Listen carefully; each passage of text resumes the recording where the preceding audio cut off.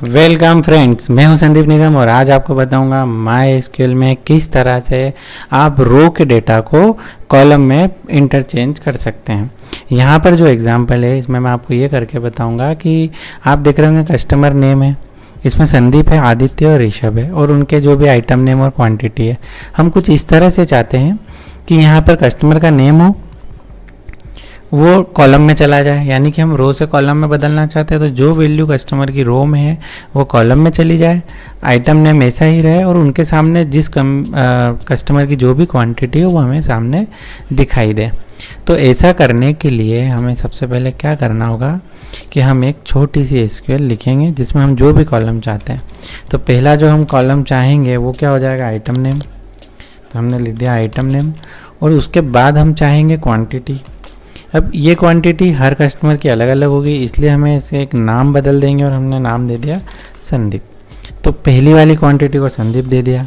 अब मुझे क्या करना होगा कि बाकी दो कॉलम और ऐसे बना के जीरो वैल्यू देके एक को आदित्य बनानी होगी और एक को मुझे ऋषभ बनाना होगा। मैंने ऋषभ बना दिया। अब अगर आप इस डेटा को देखेंगे तो इसमें क्या होगा कि सभी में जो भी क्वांटिटी होगी वो सभी संदीप वाले कॉलम में आ चुकी होगी। तो मुझे यहाँ पर वेयर क्लास लगाना होगा और यहाँ पर कंडीशन लिखना होगी कि जो कस्टमर नेम हो वो किसके इक्वल हो, संदीप के इक्वल हो। अब इस SQL को मैंने कॉपी की और हम एक बार इसे एग्जीक्यूट कर लेते हैं। देखो, केवल जो संदीप वाला डेटा था वो यहाँ आ गया। अब हम इसमें क्या लॉजिक लगाएंगे, यूनियन ऑल। आपको जब भी इस तरह से करना हो तब आप यूनियन ऑल लगा दीजिएगा। वैसे आप यूनियन भी लगा सकते थे, लेकिन यूनियन एंड जो होता है वो फास्ट होता है, तो इसलिए जब इस तरह का केस हो तब आप यूनियन ऑल ही लगाइएगा। यूनियन लगाने का कोई मतलब नहीं है। अब मैं क्या करूँगा, जो मैंने क्वांटिटी यहाँ ली है इसको तो आप 0 कर दो और इसको आदित्य में दे दो और यहाँ पर जो वैल्यू है वो आदित्य की कर दो। यानी कि हम क्या कर रहे हैं, हर रो के लिए एक वैल्यू के लिए अलग अलग कॉलम बनाते जा रहे हैं। यही यूनियन ऑल कॉपी किया, इसे वापस से हमने नीचे पेस्ट किया। यहाँ पर जो क्वांटिटी आदित्य में आ रही थी इसे 0 की और यहाँ पर ऋषभ में दे दी और यहाँ पर हमने कस्टमर का नाम क्या दे दिया, ऋषभ दे दिया। इसके बाद आप एक बार इसे एग्जीक्यूट कर देखें। अब देख रहे होंगे आपकी जो पहली कुछ रो है वो संदीप वाली है, फिर जो रो है वो आदित्य वाली है और फिर जो रो है वो ऋषभ वाली है। अब हमने क्या करा, मतलब वैल्यू को अगर आप समझें तो जो यहाँ पर होना चाहिए थी उसे हमने कॉलम में स्प्लिट कर ली, यानी कि पहले अलग अलग कॉलम बना लिए।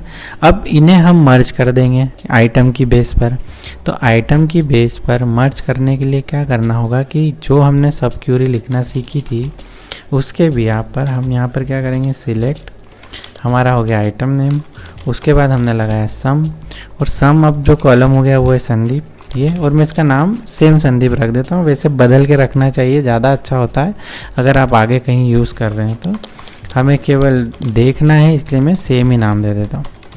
और मैंने यहाँ पर ऋषभ, तीनों कॉलम का मैंने यहाँ पर सम लगाया और फ्रॉम किया।